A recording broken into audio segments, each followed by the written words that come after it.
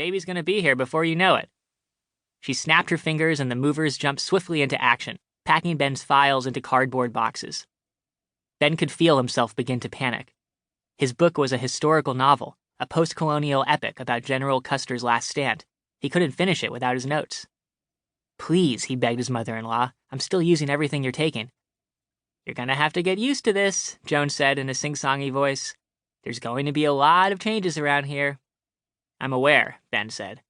Instead of that desk, there's gonna be a crib. Instead of that printer, there's gonna be diapers. And instead of your novels, there's gonna be his novels. Whoa, whoa, whoa, Ben said, waving his arms in the air. We don't know for sure that the baby is a novelist. He could be any kind of writer. According to pregnancy.com, there's a 40% chance he ends up blogging.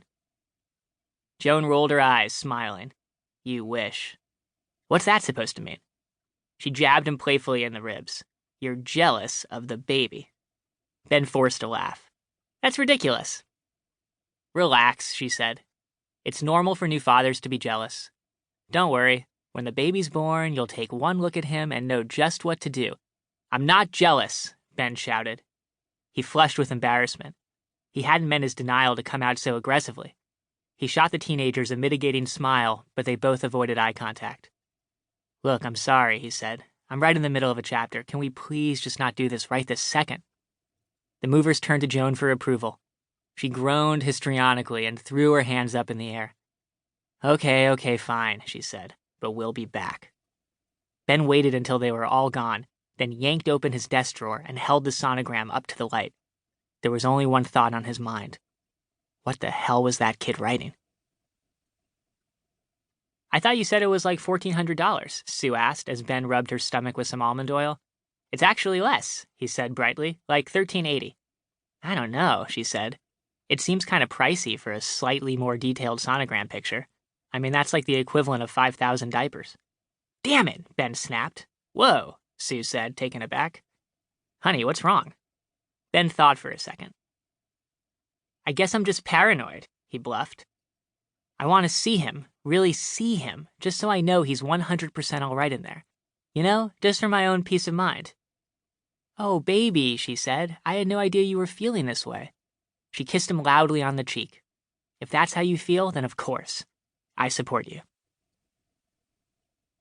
Dr. Kowalski was his usual upbeat self as he booted up the high-tech 4D scanner. But when he put on his glasses and squinted at the screen, his face went slack. My God, he murmured softly. My God in heaven. What's wrong? Sue asked the doctor. Dr. Kowalski swiveled around and laughed. I am sorry, he said. Everything is fine with baby health. It is just this thing fetus is writing. It is so engrossing. He shook his head with amazement. I forgot there were other people in room. Until you spoke, I was just like, in it. Sue exhaled with relief. She tried to squeeze Ben's hand, but his fingers were limp. He leapt up and hurried toward the scanner. How did he get that typewriter? He asked. Dr. Kowalski shrugged. Is normal at 25 weeks. Ben was disturbed to notice that the fetus was using a hip vintage Underwood. He was almost certainly a novelist, and probably a literary one. What's he writing? He asked, trying to sound casual. His historical novel, said Dr. Kowalski, about General Custer. Ben's heart raced. He's writing about General Custer?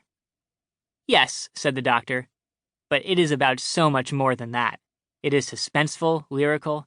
In some ways, it is a story of America itself. Wow, Sue said. That sounds pretty good.